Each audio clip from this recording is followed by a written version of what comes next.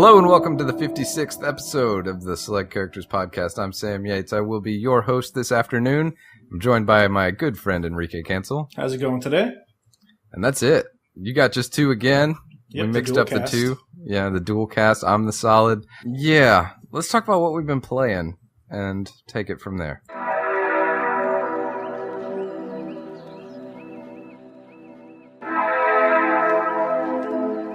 And it has been another excellent week for video games. Let's talk a little bit about what we have been playing. I don't want to do the spin the wheel joke again, so let's just start with Enrique. What's up, man? It should come as no surprise that I've been sinking a lot of hours into Overwatch, but that seems to be like everybody that I know recently, so surprise there. Yeah, Overwatch is still great. I've been playing that too. Dude, it's just a fun game. I have noticed there's, I guess after a few weeks now, that the gameplay styles are kind of changing a bit now, depending on whether you're playing with a pre-made or like a pug group. And I'm starting to see some of that toxicity you see in games when they start getting competitive. So I'm a little kind of hesitant about them releasing like the competitive play in a few weeks. Yeah, no doubt. There's some nasty people on there for sure. I don't know. I don't know. I guess I assume that's just a thing that happens. But at least last night when I played, at least almost every match had a shouting match. And it's actually funny when you actually kill the guy who's standing still because he's trying to type out some like crap in the main chat. Yeah, well, if you type shit, you're gonna get shit on. That's a fact. And this guy was like, "Nice sniping. Too bad it didn't help at all." And I was like, I don't know. Is that a compliment? Like, I don't know if I should take that as a thank you, or if I should take it as an admonishment. Like, I get it, but all right. I don't know. Cool. It's been weird because I've been I'm normally playing with a pre-made group of a couple of friends, so I haven't run into toxicity of my side as much. But I mean, even then, like I remember I was playing a match the other night where we got like steamrolled. I think we were doing El Dorado, like that payload mission, and we got steamrolled on the defense. And I mean, it was a perfectly, like nice match, very polite. Nobody was trash talking, and for whatever reason, as soon as the match ended, the other team saying like, instead of saying the customary GG, they're like, they just said like, "Oh, this is easy mode. You guys are a bunch of pussies." And I was like, okay, came out of left field there. Gotten that one a few times. Speaking of that, actually, I feel like the more I play that game, the matchmaking seems to be maybe overtuned or a little bit too aggressive.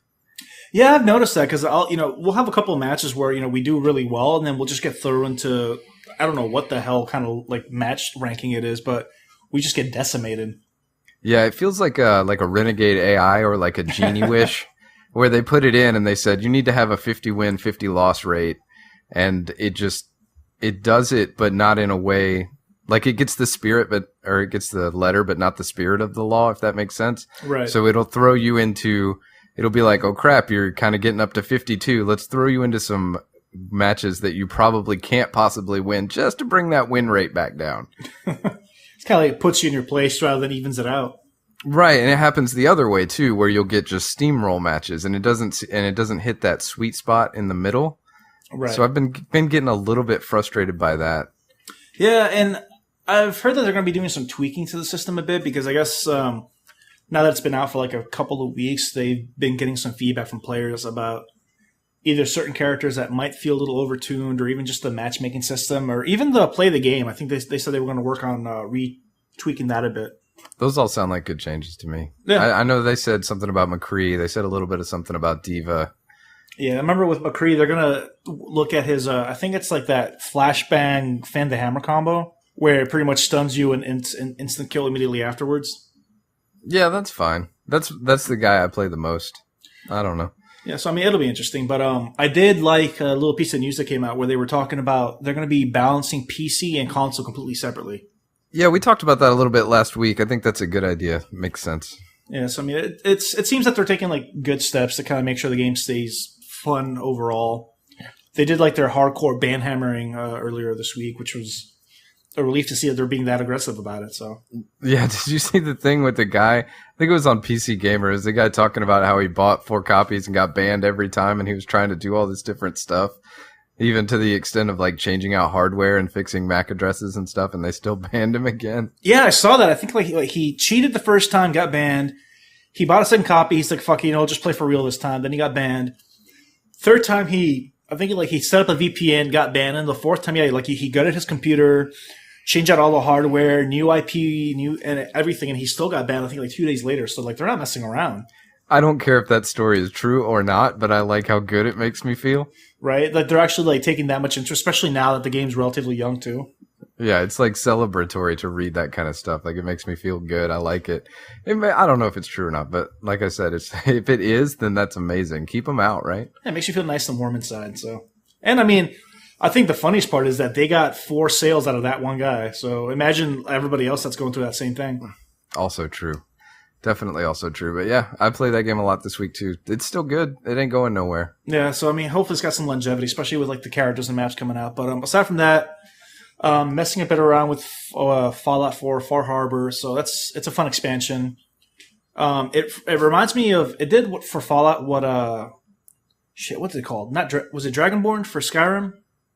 It was I don't know, the one with the vampires and stuff. No, the last one, where you go back to Morrowind.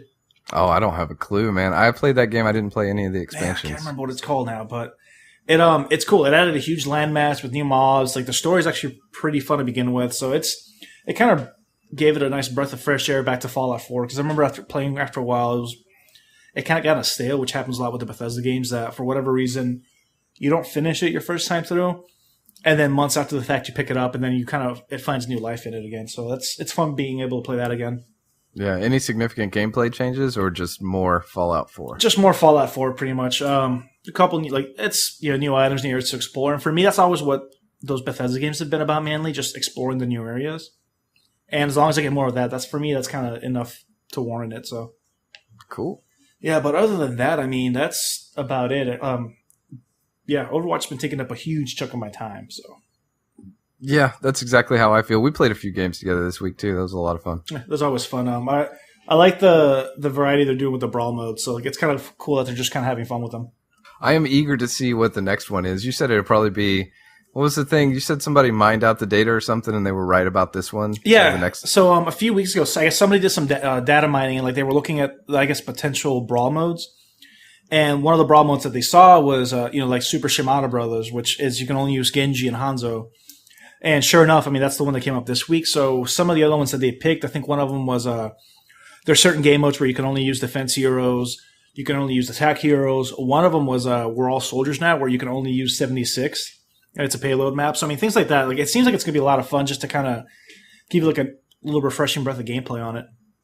Yeah, I think those are fun to dip into from time to time, but I don't know. Didn't really. This one is crazy. The current one where you can be Genji or Hanzo is absolutely off the rails to try and play that. It hurts my soul because I'm not good with either of them, and I'm playing against these guys who are just insane. And I don't think. The caption is who's the strongest Shimada brother, right? And when both sides can pick either one, then I think that's inconclusive. Bad playing on their behalf. Yeah, they're not going to get any good data from that one. No, good idea in theory, but yeah, like I said, other than that, a bulk of the time has been Overwatch and then just miscellaneous games here and there. Cool. Let's see. My week, Overwatch, obviously. Cannot stop playing that game. I don't know. It feels great, right? But also... It's I don't know. They really nailed that instant gratification out of it because it's so quick to set up a match and play it and then beat it that you can kind of put it down whenever you want, but you don't really want to. I know. Overwatch has absolutely shattered this podcast. Just by virtue of being great. I also played that Total War Warhammer game. How is that? Because I've been actually meaning to pick it up because I haven't had a good Warhammer game in a while. Yeah, I like it. It's fun. It's definitely cool. I haven't played a lot of the other Total War games, but I really like the theme on this one, so I thought it would be a good point to jump in. Okay. And it's a good way to pass a few hours, totally. But what I found I wanted was it's very almost detached in a way. I like the overworld stuff and the decision making, but then you get into the battles and you kind of direct your troops, and I really wanted more of a Mount and Blade kind of experience. I wanted to be in control of my leader. I think that would be really, really cool. So there is actually a mod for Mount and Blade that you can install that makes it all Warhammer reskin. Oh, nice. So I installed that thinking that would kind of get me closer to where I wanted, but that didn't really work either because Mount and Blade is very much getting old at this point. Right, it's showing its age.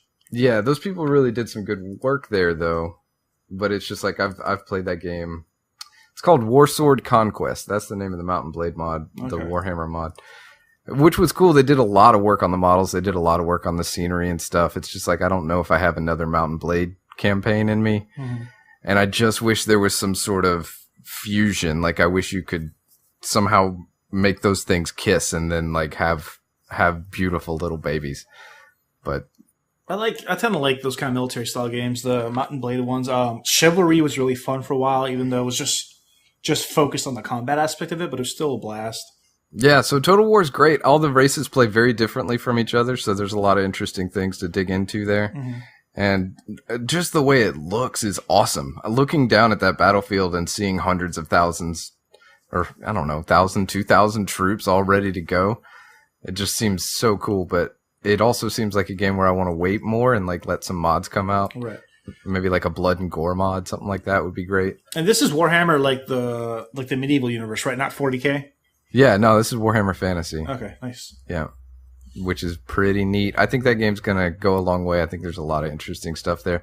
Also, maybe I'm not very good at Total War games from not having played one. I watched a video that showed a bunch of little tips and tricks, and I was like, whoa, yeah, okay, all right.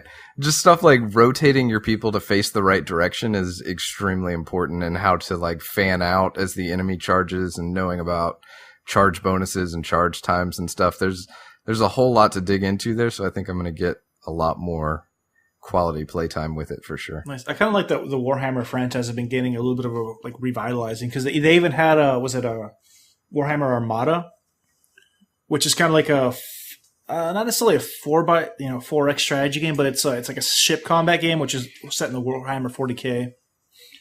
So that went live. Yeah. That's a whole like Games Workshop thing. Like I think they have a new CEO now, and the previous CEO, who I want to say was named Jack Kirby. Not 100% on that, so don't fact check that. But he basically the only other digital product they did before this kind of grand resurgence was that MMO that they made. It had such high hopes. Right, and that ended up tanking for them like super duper bad, and they said, all right, well, we're just going to do tabletop stuff. And my old boss was, I want to say he was the CEO for North America, as opposed to like the overarching thing. So I heard a lot of stuff about what was going on inside Games Workshop when they were trying to enter the digital space, because it seems like a perfect match, right? Yeah.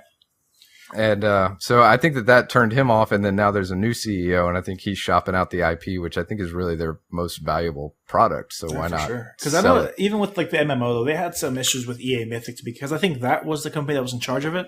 Yeah. I want to say so. I mean, they had some issues just from the get-go with that game, so I don't think it's entirely like the Games Workshop's fault itself. But they still have some of the raddest IP that's out there. Oh yeah, for sure, dude. Like I said, that's why. Even though I haven't had a chance to play it, but one of my buddies like swears up and down he loves like the Armada, Gothic Armada, but they're gonna be because the game's live now, but they're gonna be doing updates to add new races, and I think the Tyranids are gonna be one of the big races they're gonna add, which like that was what I used to play back in the day with the tabletop, so I'm like super psyched for that. That's funny. I also have a friend who says that game is incredible. I should really check it out, I guess. Yeah. I've played the tabletop version of that, and it's pretty cool. And so I might want to give this one a shot. I know they said it's kind of a combination turn-based in real time. Yeah, and I guess like your combat style really depends heavily on like what race you're using, because there's different bonuses to the ships that you had and things like that. That might be worth checking out. I haven't played a big spaceship combat game in a while. Yeah, so I mean, it could be a fun little change. Maybe that's the one. Yeah. So yeah, I played that, and let's see, I also played a game called Wasted, which is I don't know, man. It's sort of like a FPS kind of roguelike-y jam. Very, very draws heavily from Fallout universe. So it apes a lot of Fallout stuff. I think it's got an interesting, like cel-shaded big head kind of thing going on. Oh, I did see that. Okay. Published by Adult Swim Games, I want to say. Yeah, okay. I know what you're talking about now. It seems groovy as like a museum of roguelike mechanics, because it's got almost a lot of stuff in there. It's got some Sheeran the Wanderer in there where you can save items between runs, and it's got some Spelunky in there where if you stay on one level too long, something's going to chase you. and you end up in this kind of mad sprint trying to get through these levels and open all these boxes and see what's inside, which is one of my favorite parts about Fallout, is like a brand new dungeon, cool brand new lockers, brand new boxes. Maybe something good's in this one. Right. How does it play though? Because I know it's weird because Adult Swim Games has like such a weird variance in the quality of their games, because I played a couple of games of them that are, like they're just really, they feel like simple mobile games, and the other games that are surprisingly in depth. Yeah, this game's pretty deep. There's a lot of systems going on, like I said, because it is this murderer's row of roguelike mechanics. There's so much stuff along with the permadeath. You got your own little house and a new character every time. It's kind of charming in a little way too. Mm-hmm. So it's kind of funny in some spots, and it's hard. It's very hard. That's what's tough about it, is that I can't really say much because I haven't gotten past the first level yet. Oh, wow. How long have you been playing again? A couple hours. Man, okay. Yeah, it's rough. It's the save items between runs thing. So you get all geared up and you're like, okay, this is the run, and then slip up somewhere and then all your stuff's gone. You're like, okay, I guess that wasn't the run. And then you spend 4 more runs trying to build back up to get ready to make that deep plunge. It seems like there's a lot there. It seems like there's a lot going on. You got little quests that you can do while you're in the dungeon and stuff like that. And the world is kind of interesting. Basically, there was like Cold War and then nuclear apocalypse. So the world's stuck in what I think they call like a perpetual post-apocalyptic 80s, I think is what they call it. Cause everything says like rad on it. And if you want more storage space, you pick up fanny packs and stuff. Nice. Does the game, because I know, and you can attest to this because I know this is one of your biggest things too, but does the game do a good job of kind of inoculating itself against you cheesing mechanics? Because I know for a couple of rogues, once you have like a basic mastery of the mechanics, you can kind of like just, it's almost like you start seeing the lines of code and you can just, ease your way through the entire game because you understand how to beat the mechanics and not to play the game itself. Yeah, it does a little bit because I don't think they have a huge library, or at least in this first level that I'm in, there's not a huge library of procedurally generated rooms. Mm-hmm. So you get a lot of repeats and you get a lot of similarities. So you start to feel the patterns. So you kind of know, okay, this room's going to have this. There's probably a med pack in here. And so those touchstones help, but I still haven't found a way to kind of completely exploit it or break it or get ahead of it. It seems pretty finely balanced. That's good, though, because I like games when they have, they give you that semblance of, I guess, knowledge where, you can kind of predict where certain things are that help your gameplay through. I know Superhot did that a lot, where the enemies were essentially placed in the same location, but, it wasn't easy enough to the point where you could just memorize where everything is and, like, fly through the level. You still needed a certain degree of skill to use that knowledge. Yeah. And it like I said, I haven't gotten past the first level, but there is a cool kind of daily thing where you can go, you talk to a guy, you can run daily quests, bring items back out of the daily dungeon. Mm-hmm. And so that shows you, I guess, a little bit of the more late game stuff. Nice. It seems good, man. It's actually pretty fun. But you do see the kind of bare bones nature of it. Like, you know how when you play an incremental game, you sort of see, okay, this is raw progression. Right. And that's, now I understand how raw progression works, and you don't actually need much beyond that. Mm. This is similar, but more in a roguelike vein. It's like if you stripped it down, added the best parts of 10 different roguelikes and just kind of mashed them all together and put a nice little post-apocalyptic theme over it. Like, turns out like that's enough to drive me. Nice. Yeah, so it just kind of boiled all the way down. All the water's been boiled off, but it's good. Well, it's got my interest peaked. That's my weekend video games. Yeah, sorry if it's not as fleshed out as usual, but you guys can blame Overwatch for this. Anything else you want to touch on? No, that's pretty much it. Hey, I got one more thing. My daughter made it to the first pipe in Super Mario. Oh, nice. Yeah. How's she adapting to the gameplay on that? She's fine, I guess. It's probably more random chance than anything, but she got past that first Goomba and got to the first pipe. Hey, dude, that's a big achievement. I think so. She could not get over the pipe, but she got there. Can she do that consistently now, though? I don't know. We haven't tried again. That was just one day, but we really should. Well, there you go. You need to get that repetition in. Yeah, that was very exciting. I'm a proud daddy.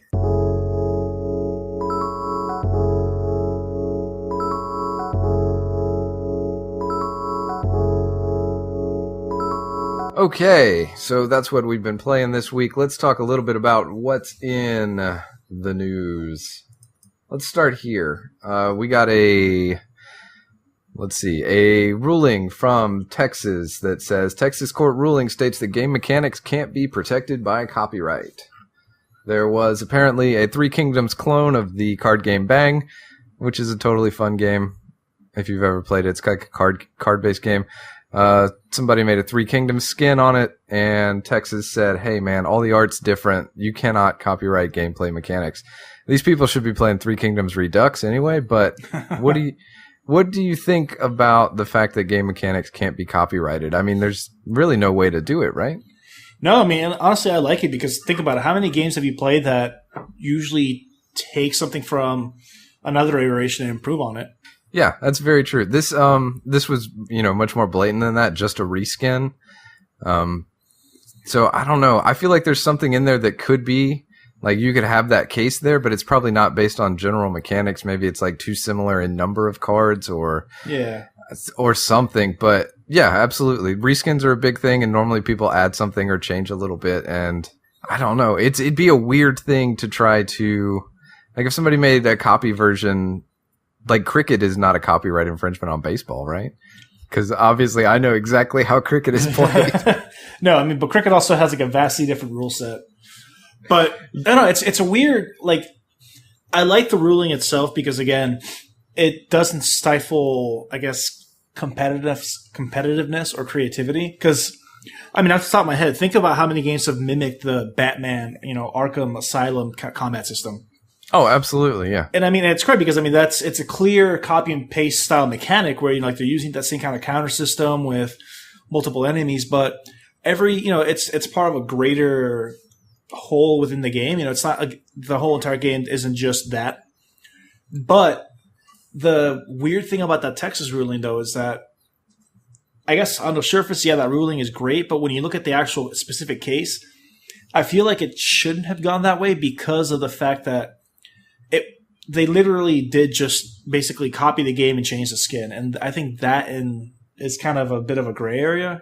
Because how do you make low effort illegal? Yeah, exactly. Because I don't know, it's weird because it's like I don't want to say they stole their creative content, but I mean, think about all those mobile games you see that are just copy and paste of each other. Like all the Pokemon style clones. That at what point do you argue that they're just copying a mechanic versus copying the entire game? Right, and I mean, at a certain point, you could say, hey, we made press A to jump, so you can't do that. You can't make press A to jump. That's out of there. So it's got something to do with not individual mechanics, but maybe taking something whole cloth. Right. And then just putting a different skin on it. Maybe that's where you kind of draw the line. But yeah, that's interesting to say the least. I mean, I don't know if that holds up and if that carries forward into the future to be able to use as like a precedent in future cases or not. But yeah, I'm wondering if maybe that's what kind of motivated that ruling specifically by just the precedent that I would set, that by saying, sorry guys, the mechanics aren't copyrighted, it kind of closes the door on any potential disputes that you might see down the line from, let's say Rocksteady or WB Games decided to suddenly start suing because people are using the Batman combat system, or let's say that Bethesda wanted to start suing because other games are using, stop motion VAT style targeting system. Yeah, I don't want that, but I don't want it the other way either. So I'm kind of divided on that. I bet that was an interesting case to try and take on, because if I make something, obviously I don't want somebody to just be able to reskin it and then sell it as their own, because that's a huge bummer. Yeah. Maybe I can assume that my consumers are informed enough that they understand and they won't buy an imitation, but at the same time, I don't want people to be able to copyright things and keep it away from everybody else. Yeah, and like I said, it's a weird gray area because for every, expanding on a game mechanic, you have 100,000 copies of Flappy Bird on the Apple Store. Right, exactly, yeah. And none of those are going to get in any kind of legal trouble at all ever again. Yeah, but like I said, I think it goes back to copying, the difference between copying a specific mechanic and then applying it to a whole different whole versus taking the entire item. And I guess it's kind of a little bit weirder when you get into games that are the entire game is just the mechanic, like that card game or, Flappy Bird.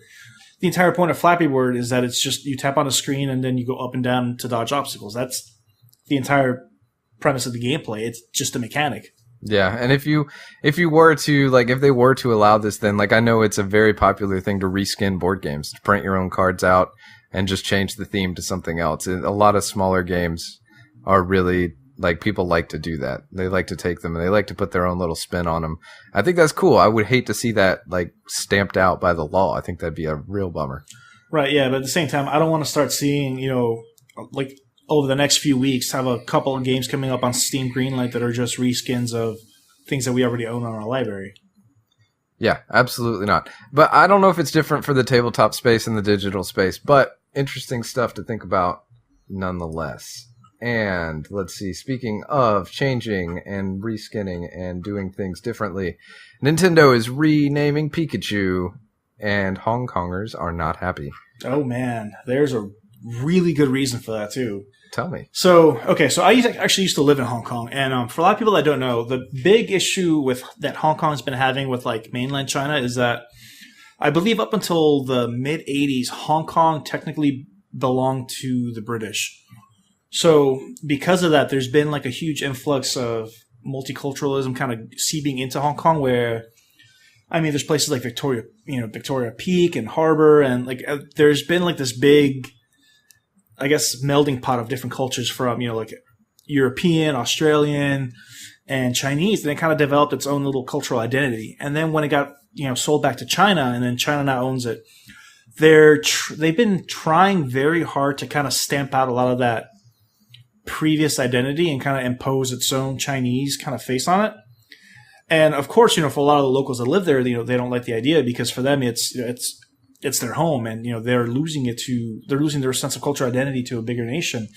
So that kind of ties into this whole issue with like the Pikachu name change, because what happened was that they essentially got rid of the Cantonese name, which is the dialect in Hong Kong, and it's only available. I guess there's only a Mandarin style name now, and for them that's just kind of like another straw on the proverbial camel's back that's already about to break as it is. Right? Is it? Hong Kong is a province of China, though, right? Yeah, it is now. Yeah, that's why I guess for mainlanders, they don't really care, because for them it's like, shut up, you're part of us. Yeah, so I get it, but I mean, what are they going to relocalize it into? I don't know. It seems crazy. Yeah, and it's weird because I guess like from a technical standpoint, I can see why it's easier for Nintendo to go about it, because it's just like a business decision. Like, hey, we don't really need to do this. It's easier on us. Whatever. And maybe it's reductive to think, but it would be like maybe in the American version, like people in Louisiana getting upset because they didn't use the Creole names, or something. That is obviously extremely reductive, but I think it's not the worst parallel. No, I think it's around the same veins, at least when you're looking at it from Nintendo's perspective, because for them it's, why would we, I guess, focus on a dialect when we're just making the mass appeal version of it. I guess to their credit, those are two very different languages. Like I learned Mandarin, but I can't speak Cantonese, so maybe, I mean, I get it, right? Those are two absolutely separate languages, and maybe it's not as common. There's probably people who don't speak both in Cantonese. Like, I know the language, I don't know the culture, but they're not interchangeable. No, they're not. There's like some words that sound familiar, and I think for the most part, most Hong Kongers do speak Mandarin, or they have an understanding of it. Even if it's like a broken understanding, they can still kind of pick it up. But again, like I said, it's less about the language and more about the whole cultural, I guess, slap in the face that it was for them. Yeah. Well, I guess you got to draw the line somewhere. And that's might true. As well be Pokemon, I guess. I mean, if that's the catalyst that, sets off like a civil war. Yeah. Sounds like they accidentally stepped into a bear trap. Yeah, but again, I don't think they really looked at it from that point when they were going through this. No, probably not. Let's see. Man, it's Nintendo, right? Like they can just hire a localization company and call it done. That's Doesn't true. matter. Make people happy. No big deal. If you're gonna sell more copies, then just do it. Let's see. Also, the Division patch, which was supposed to bring the new incursion, apparently was unsuccessful and has been delayed. I really wish I could still play the Division, or that I held my interest, because I loved that when it first came out. I thought it was really well put together, but it's just, I don't know if that's just the curse of most MMO / MMO light titles, but once you reach the end game, it's like a race against the clock, in favor of the waning interest of the players. Yeah, I honestly with the Division, I'm waiting for whatever the big update is. These little like incremental step by step adding new thing updates don't really do anything for me. Mm-hmm. I thought that game was absolutely phenomenal with its dungeon design. The dungeons, which is baffling how that brilliance in dungeon design didn't carry over to the incursions. Yes, and so the first incursion came out, and it was creatively bankrupt compared to some of the other dungeon designs. And I said, "All right, cool. Maybe I'll see you later. Maybe I won't." But I was done with it at that point. So this one taking longer, that's fine. I don't care anymore. I'm over it. I am totally over it. I mean, it's a shame too, though, because I mean, like I said, like it was a fun game. It was refreshing to play it. There was no crazy sci-fi supernatural kind of thing. It was just a regular, style shooter that had a really solid foundation. And the dungeon design, like you said, was great. Being able to get through that either solo or with a group, I mean, you actually, you felt like you were making progress. And for whatever reason, like when you first enter the incursions, it just feels like it's almost like you're playing a horde mode. Yeah. There's no variety to it. There's no verticality. It's just you against a wave of enemies until they stop coming.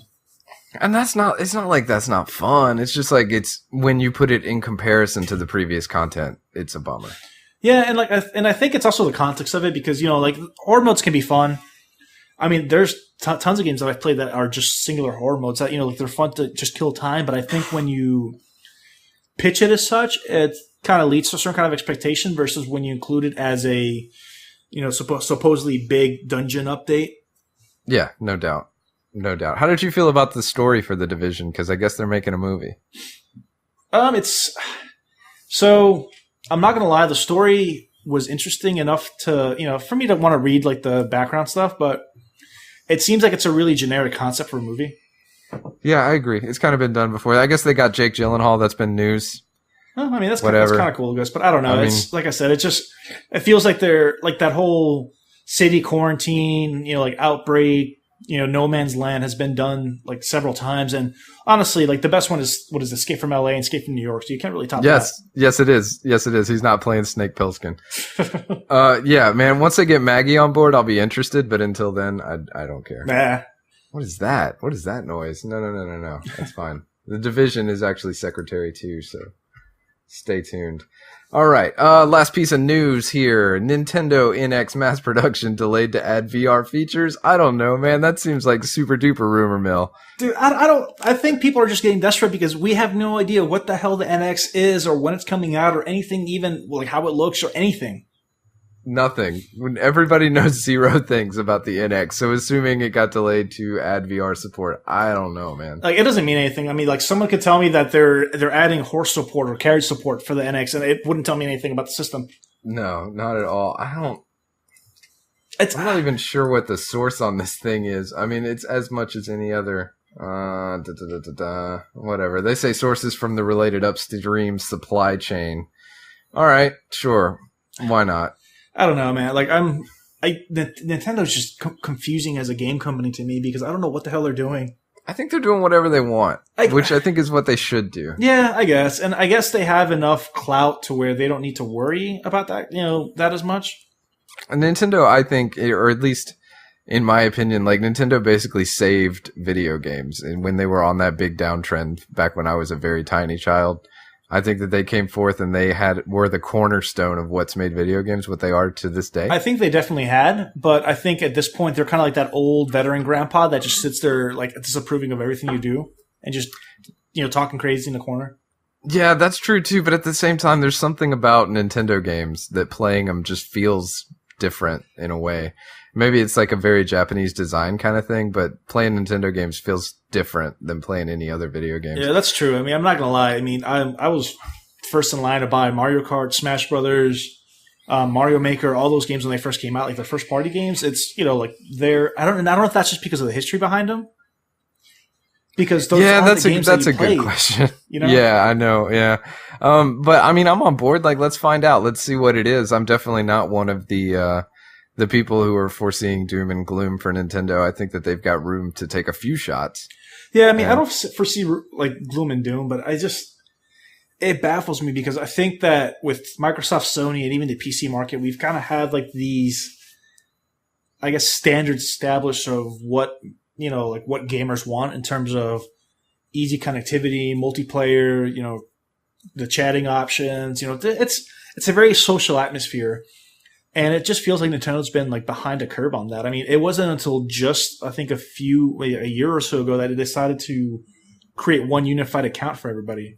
Yeah, that's true. They're the what do you call it? The periphery around the stuff they make has always been a little janky. Yeah, I mean, it was ridiculous that you had to, you had your own DS account, your Nintendo account, your Wii account, and when something like PlayStation, your PSN account was the sole account for your PS3, PS4, PSN, your Vita, whatever. And I don't understand why they haven't been able to just unify everything. Or I mean, even the fact that when they were discussing the Wii U. The idea that they didn't want to include Twitch support because to them, watching somebody play games isn't fun, despite research showing all the contrary. Yeah, it actually is kind of fun.